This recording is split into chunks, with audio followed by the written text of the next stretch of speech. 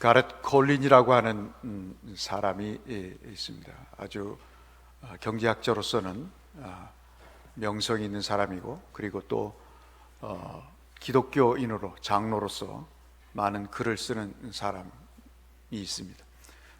그 사람이 쓴 글 중에 신용사회의 원리라고 하는 그런 중요한 책이 있습니다.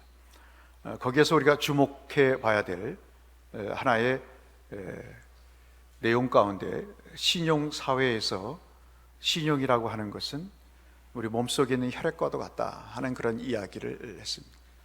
혈액이 부족하거나 혈액이 오염이 되거나 또는 혈액이 다른 잘못된 요인들로 인해서 그 혈액에 문제가 발생할 때 전체 건강에 어려움이 있듯이 신용사회에서 이 신용이라고 하는 것은 굉장히 중요하다, 이렇게 볼 수 있고요.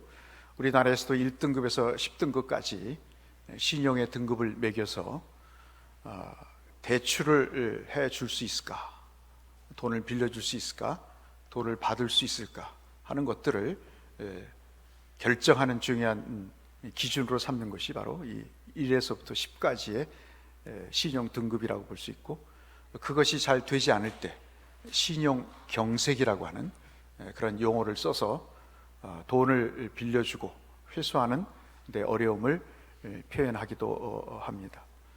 그래서 우리는 신용사회에서 신용을 잃어버리면 금융기관이든 또는 사람과의 관계에 있어든 가장 뼈아픈 일이고, 우리가 활동하기가 어려운, 돈을 빌릴 수 없고 사람과 마음을 나눌 수 없는 그러한 어려움에 처하게 되는 것이 바로 이 신용이라, 이렇게 볼 수가 있습니다. 비단 이것이 세상의 일만 그럴까요? 오늘 우리 믿음에서도 그렇다는 생각이 듭니다. 우리가 참 하나님의 복을 받고 누리며 살아야 되는데 그러지 못하는 요인이 뭘까? 남들은 다 복을 받고 살고 그렇게 은혜를 누리며 사는데 밥 먹고 살면 되지, 어디 가서 맛집 찾아다니면서 먹고 관광이나 하면서 살면 되지, 무슨 은혜가 꼭 필요한가라고 할 수 있겠지만, 그것은 예수 믿지 않는 사람들의 얘기고, 예수 믿는 사람들은 하나님의 은혜가 아니고서는 살 수가 없다는 그런 간절한 바람을 갖고 우리가 주를 바라보고 소망하는 것이 정상적인 믿음의 삶의 형태라고 볼 수 있겠죠. 우리 속에 왜 불안이 있습니까? 우리 속에 왜 두려움이 있을까요? 아마도 그것은 내가 그 불안과 두려움을 극복할 수 있는 능력이 없기 때문일 수도 있을 것입니다. 지켜주지 못했다는, 내 자신과 내 가족을, 또 내 친구를, 내 이 조직을 지키지 못했다고 하는 그런 아쉬움이, 그런 무능함이 우리가 더 불안하고 두려움 속에 빠질 수가 있을 거라 생각이 됩니다. 환경이 그럴 수 있죠. 환경이, 불우한 환경에서 참으로 불안함이, 두려움이, 내일에 대한 걱정이 더 앞서갈 수가 있습니다. 관계는 어떨까요? 참 어리석은 사람들 중에 대표적인 특징 가운데 하나가 이 관계를, 앞서 말씀드린 대로 무시하는 그런 경우, 그런 것들이 바로 삶의 불안과 두려움을 더 가중시킬 수 있다고 볼 수 있겠습니다. 아직 가보지도 않는 미래이기 때문에, 아직 이루어지지 않는 일이기 때문에 더더욱 불안할 수가 있겠습니다. 그래서 점을 치죠. 구슬합니다. 푸닥거리를 해서 그 불안함을 좀 떨어내고 또 확신을 갖고자 애를 씁니다. 근데 이런 것이 해소가 되고 해결이 되면 좋겠는데, 아무리 점을 치고 그리고 카드로 내일을 점쳐보고 그리고 또 오늘의 사주를 보고 내일이 어떨까를 알아봐도 시원치가 않아요. 오늘 대고 저기 사거리에 가서 복권을 하나 사서 한 3등이나 2등이나 1등이 될까 해봤지만, 늘 긁어보고 점수를 또 보지만 그 숫자가 발표와는 전혀 다른 그런 일 때문에 또 허탈해지고, 뭔가 좀 이렇게 인생에 새로운 전기를 마련하고 싶은데 그러지 못해서 참으로 더 걱정은 쌓여만 가는 그런 삶을 사는 경우도 있을 수 있겠습니다. 근데 이제 이러한 신용의 일들, 또 내일을 몰라서 불안해하는 일들, 그런 일들이 오늘 우리의 믿음에도 직결이 된 문제라고 볼 수 있겠습니다. 주님은 우리에게 믿기만 하면 된다 라고 말씀을 하세요. 믿음이 우리의 모든 삶을 책임질 거라고 말씀을 하고 계십니다. 그런데 참 앞서 말씀드린 대로 이 믿음이라는 것이 우리에게 너무 힘든 겁니다. 힘들고 어려워서 참 이 모든 일을 해석하기가 참 쉽지가 않은 것이죠. 하나님의 약속을 믿으면 그대로 된다고 하는 이 말씀이 참 믿겨지지가 않은 거예요. 그래서 우리와 하나님의 사이에 이 신용 관계가 참 묘한 겁니다. 좀 유식한 말로 신용 경색이 생긴 거죠. 주님은 무조건 주시겠다는데 주님이 줄 수 있을까라는 생각을 갖는 거죠. 주님은 뭐든지 할 수 있다고 하시는데 우리는 주님이 모든 것을 할 수 있을까라는 생각을 갖게 됩니다. 이것이 이제 성경에서 말씀하시는 인류의 역사라고 볼 수 있겠습니다. 그래서 우리가 하나님의 은혜를 우리가 받고 그 축복을 누리면서 하나님께서 약속하신 것이 내 것이 되기 위한 삶을 우리가 살아가기 위해서 오늘 세 가지 이 과정을 통해서 여러분과 은혜를 나누고자 합니다. 이 복이 여러분에게 있기를 주의 이름으로 축복합니다. 첫 번째가 뭐냐면요, 주보에 기록해 드린 대로 주께서 젖과 꿀이 흐르는 땅을 약속을 하셨어요. 그 약속은 그냥 공약이 아닙니다. 공언이 아니에요. 빈말이 아닙니다. 여러분, 오늘 본문의 7절로 10절 말씀이 젖과 꿀이 흐르는 땅으로 인도하겠다 그렇게 말씀하셨어요. 하나님의 약속을 믿고 그래서 애굽에서 이스라엘 백성들이 떠나게 됩니다. 축복의 시작은 뭐냐면, 축복의 시작은요, 그 약속을 순수하게 믿고 실행에 옮기는 거예요. 어린아이처럼 되는 것입니다. 저도 살면서 생각이 복잡해지니까 믿음이 떨어지더라고요.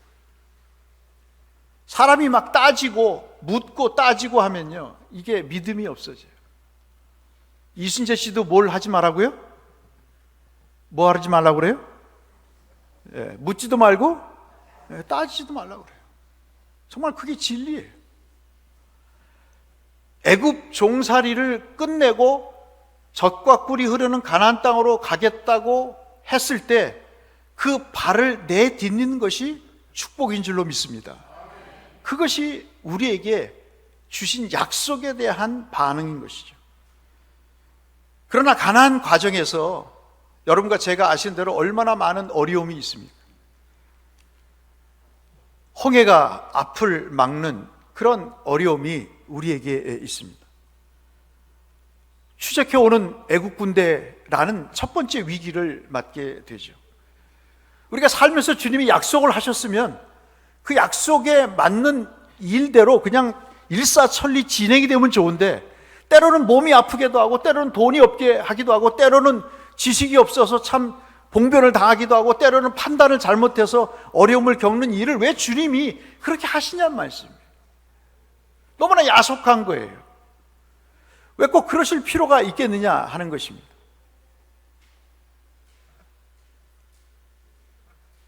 그런데 이 철딱선이 없는 모세는 우리가 읽지 않았습니다만 14장, 출애굽기 14장 13절로 14절에 보면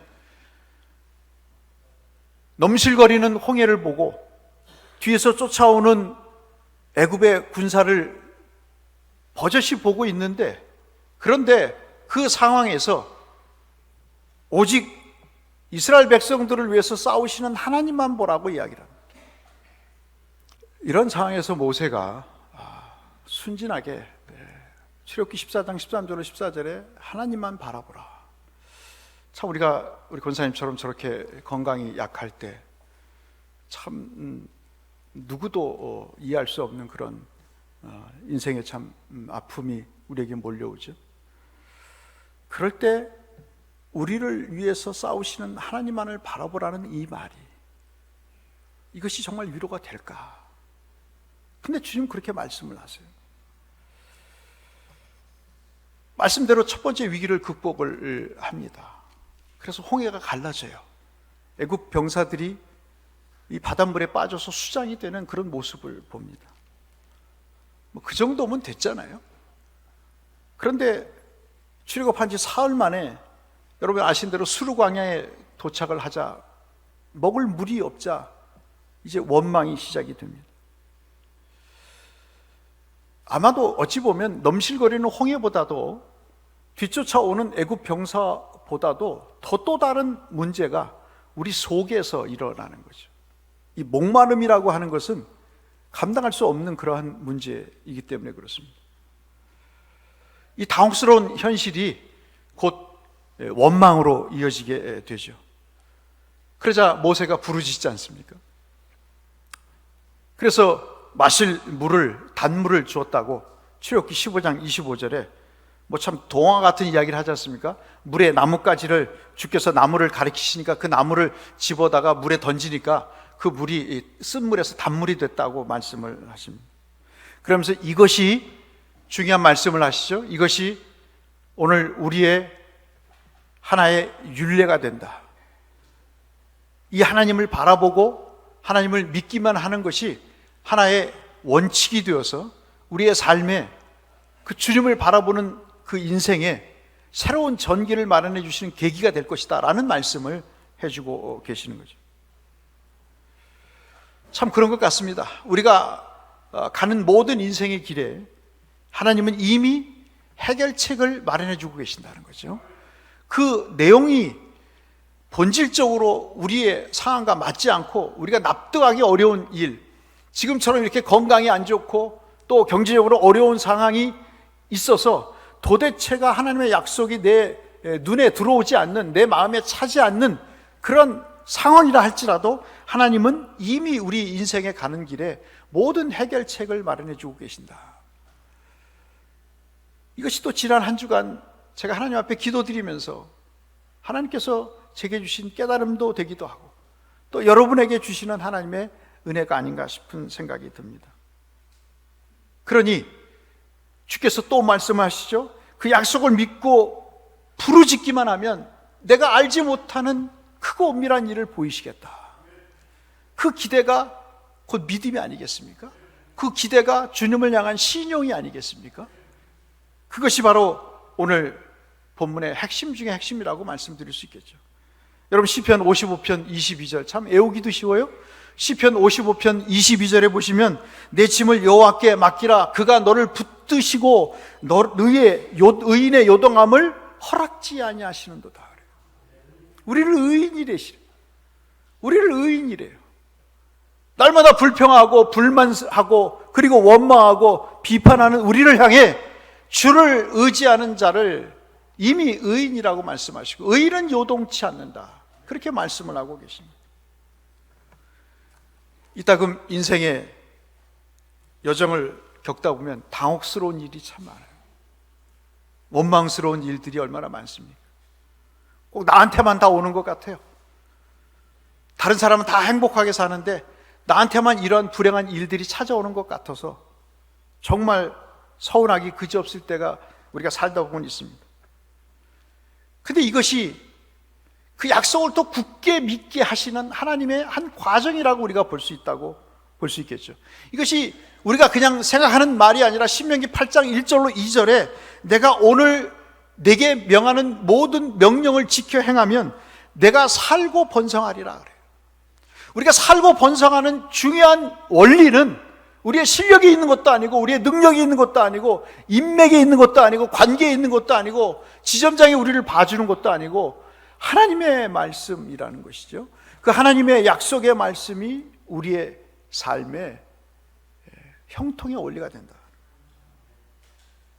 그래서 여호와께서 너희 조상들에게 맹세하신 땅으로 너희들이 갈 수 있게 하신다고 말씀하고 있습니다. 중요한 것은 약속의 하나님을 알고 그것을 그 지식을 근거로 해서 하나님이 이런 분이라는 것을 믿고 내가 그 믿음대로 사느냐 하는 것입니다. 신명기 1장 32절로 33절에 이 일에 너희가 너희 하나님 여호와를 믿지 아니하였도다 그래. 믿지 아니하였도다 그래. 금융기관에서 우리를 믿지 않으면 돈 안 빌려줍니다, 여러분. 제가 돈을 빌려고 은행에 갔더니 목사는 안 빌려준대요. 아니 왜 목사는 안 빌려주냐 그랬더니 목사는 돈이 없잖니. 이런 천인공로할 왜 돈이 없어요? 예?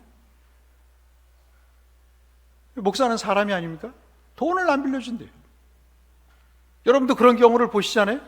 아니 교회가 뭘 하려고 지난번에도 자동차를 사려고 대출을 받으려고 농협에 갔더니 돈을 안 빌려준대요. 그래서 따졌어요. 우리 교회가 당신네들의 은행에 매달 현금을 얼마씩 입금하는데 이 나쁜 사람들은 안 빌려주냐고. 거래처를 확 바꿔버릴까? 그런 생각도 들더라고요. 예? 웃기지도 않더라고 진짜. 뭐 거들먹거리면서 안 된다고 그러더라고. 왜 안 되냐 그랬더니 뭐 원칙적으로 안 된대요. 믿지 못하는 거예요, 여러분. 근데 은행이 우리만 믿지 못하나요? 우리가 하나님을 믿지 못해요. 아까 말씀드린 대로 신명기 32장 34절에 이 일에 너희가 너희 하나님 여호와를 믿지 아니했기 때문에 이런 문제가 발생하는 거예요. 그러나 너희보다 먼저 그 길을 가시며 장막을 칠 곳을 찾으시며 밤에는 불로 낮에는 구름으로 너희가 갈 길을 지시하신 이가 바로 하나님이시다. 그렇게 말씀하십니다. 우리의 삶이 뭘까요, 여러분? 하나님이 이뤄놓으신 약속을 체험하는 것입니다. 우리가 우리의 인생을 가는 것 같지만 제가 지난주에 깨달은 게 그거예요.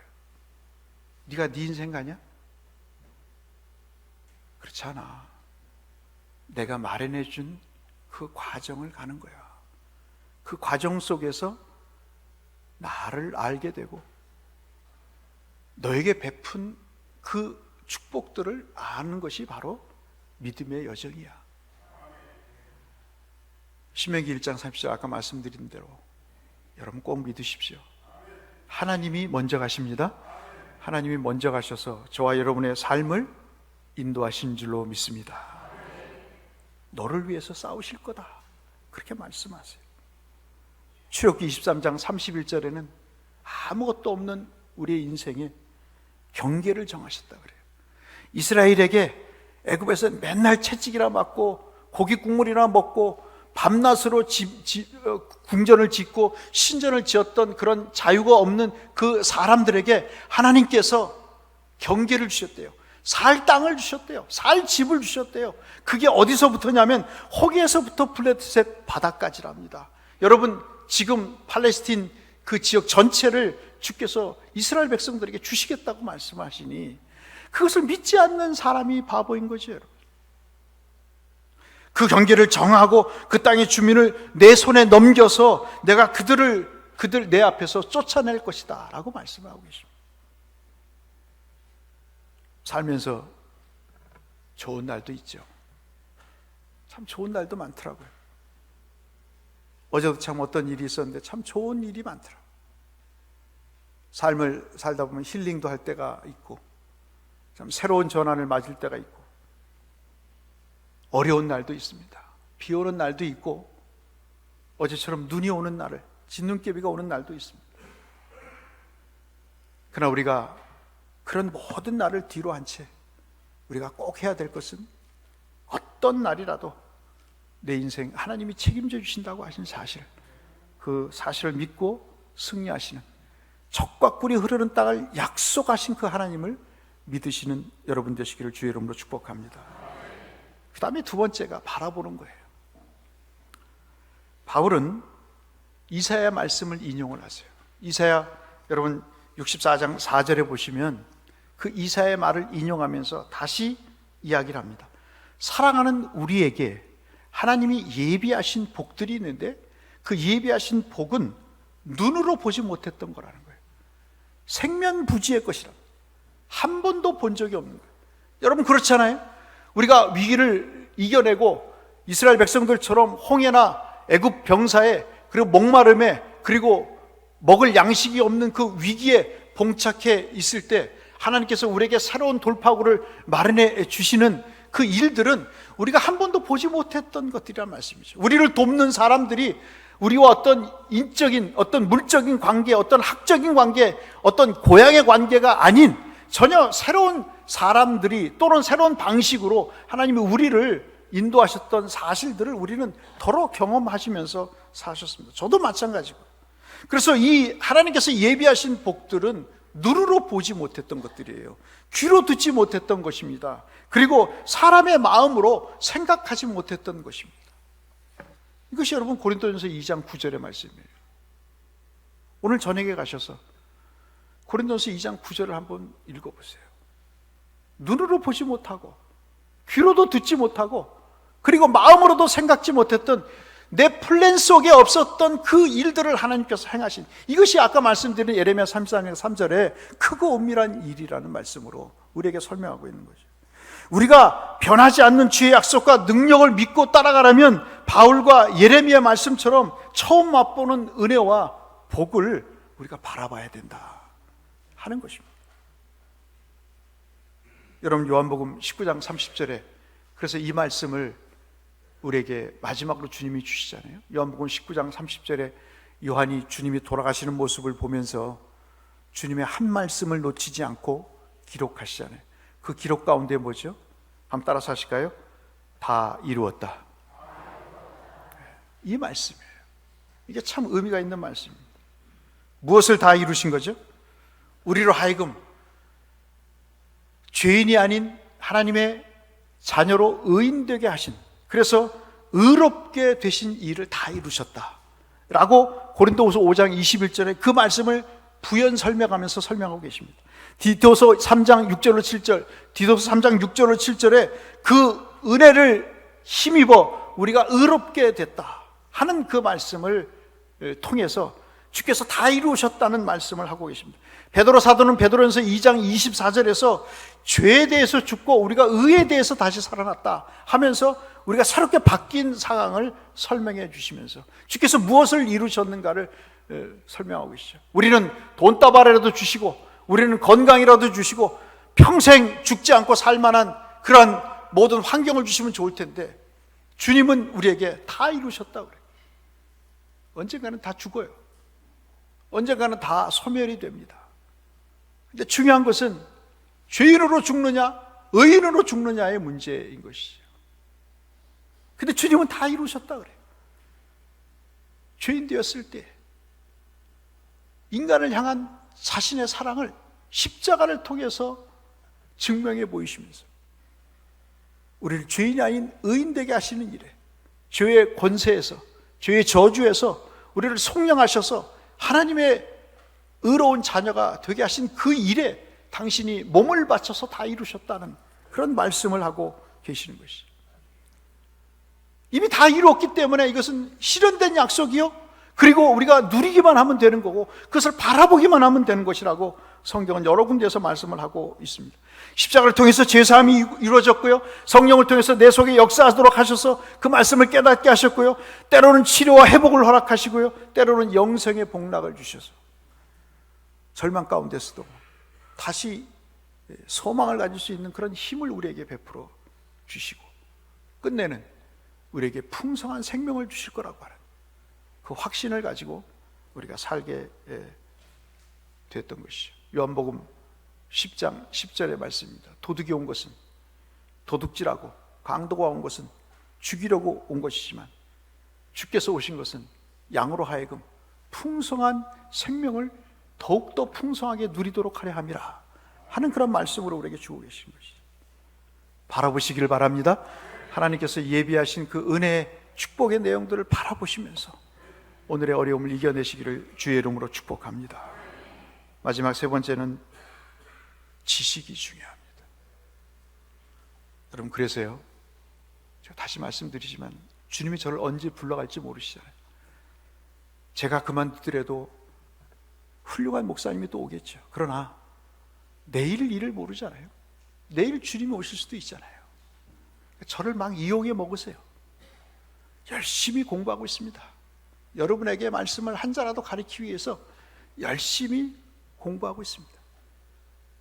지금도 하루에 두세 권씩 책을 읽습니다. 일주일에 여러 신학적인 잡지도 보면서 새로운 학설이 있는가도 보고 여러분의 설교에 반영을 해서 말씀을 드리고 있습니다. 수요예배 성경 공부 참석하세요.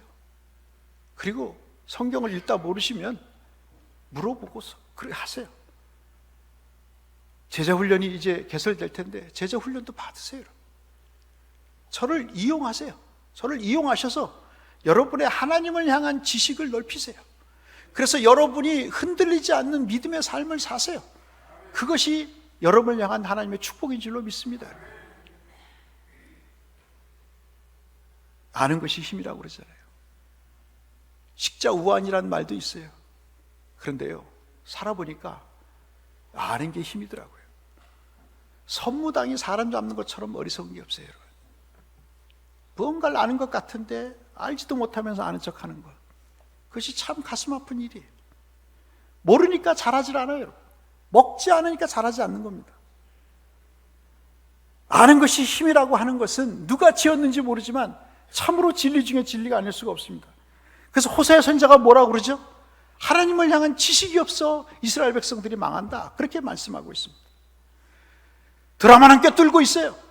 그리고 모든 예능 프로그램은 꿰뚫고 있지만 하나님의 말씀은 몰라요. 제가 지난번에도 말씀드렸다시피 저와 여러분의 인생 가운데 정말 하나님의 말씀이라고 붙잡고 있는 그 암송을 제대로 하는 구절이 몇 구절이나 될까요?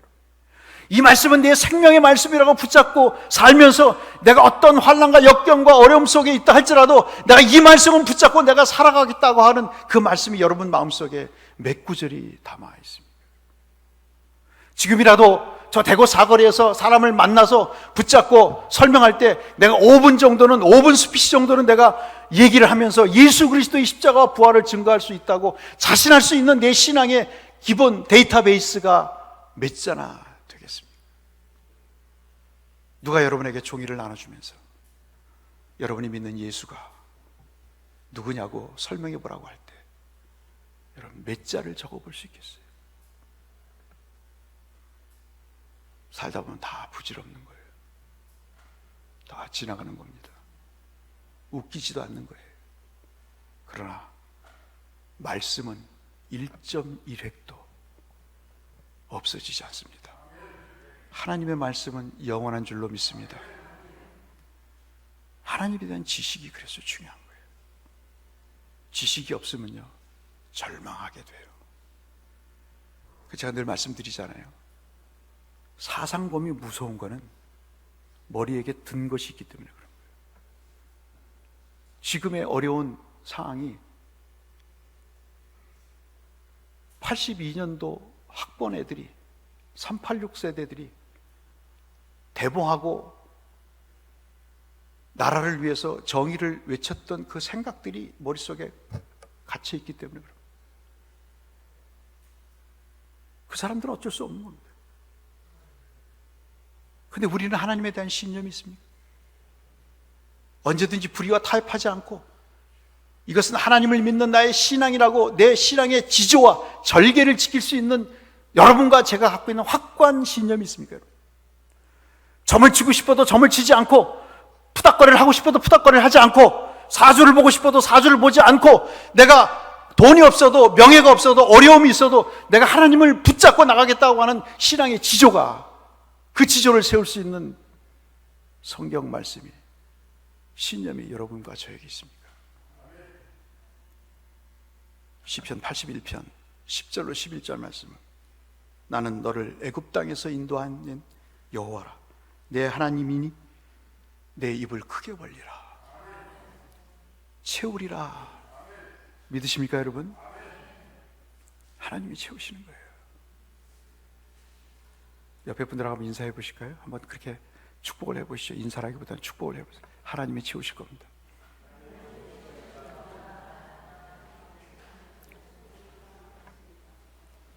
고린도서 10장 10절로 11절에는 원망하다가 멸망에 이르렀다고 말씀합니다. 그래서 절망을 하면요, 원망하게 되고, 원망이 계속되다 보면 사망에 이르게 됩니다. 이런 불신앙에서 벗어나서 하나님의 복을 받는 유일한 길은 하나님의 진리, 뜻을 아는 것입니다. 진리를 알지니 진리가 너희를 자유케 하리라. 요한복음 8장 32절의 말씀이죠. 에덴 동산에서의 아담은 그 하나님에 대한 지식이 없었어요. 그래서 두 가지죠. 죽지 않을 것이라고 하는, 그거를 오히려 더 신뢰했어요. 하나님은 정령 죽으리라고 그러는데 그 하나님에 대한 지식을 버리고 죽지 않을 것이라고 하는 사탄의 말을 받아들이죠. 지식이 없으면 갈대와 같아집니다. 신념이 없으면 이리저리 휘둘리게 되죠. 아담은 뿐만 아니라 피조물인 것을 망각하고 사탄의 말에 네가 하나님처럼 될 것이라고 하는 말을 받아들이게 됩니다. 가나안 땅의 자손과 그 땅에 약속을 주시는 번성케 하시는 하나님을 믿지 못하고 이스라엘은 하나님을 불신하는 것도 아담과 같은 맥락의 일인 것이죠. 오늘 우리는 어떻습니까? 우리도 마찬가지죠. 나를 위해서 예비하신 선하신 하나님을 부정하고 불신하여서 그로 인해 크고 작은 고통을 당하는 것이 오늘 우리 현실이 아닐까요?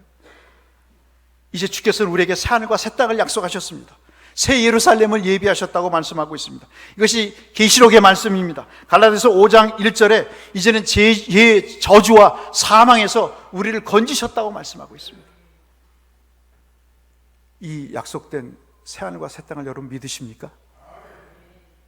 믿으시길 바랍니다. 믿으셔야 돼요. 그러면요, 지금의 가난도 지금의 병듦도 그렇게 서럽지가 않아요. 새하늘과 새 땅이 안 보이는 거니까 맨날 대고 땅만 보이고 농협만 보이는 것이. 사도가 베드로서 3장 13절의 마지막입니다. 우리는 그 약속대로 의가 있는 새 예루살렘을 바라보노라. 이것이 오늘 우리에게 예비하신 하나님에 관한 지식을 갖는 일입니다. 세상에도 신용을 생명처럼 소중하게 여깁니다. 한번 신용을 잃으면 회복이 불가능합니다. 신앙생활을 더더욱 그렇죠. 하나님이 한 번, 두 번 용서를 하십니다. 그러나 하나님의 정한 때가 지나면, 그 기한이 지나면 다시는 그를 찾지 않으실 때 인생은 가장 불행하게 되는 거죠. 농협에서 대출 안 줘도 좋아요. 하나님만 나를 버리지 않으시면 되는 거죠. 여러분, 그 하나님을 바라보시면서 하나님과의 신용을 쌓아가시기를 주의 이름으로 축원합니다. 그리고 사랑과의 관계도 버리지 마세요.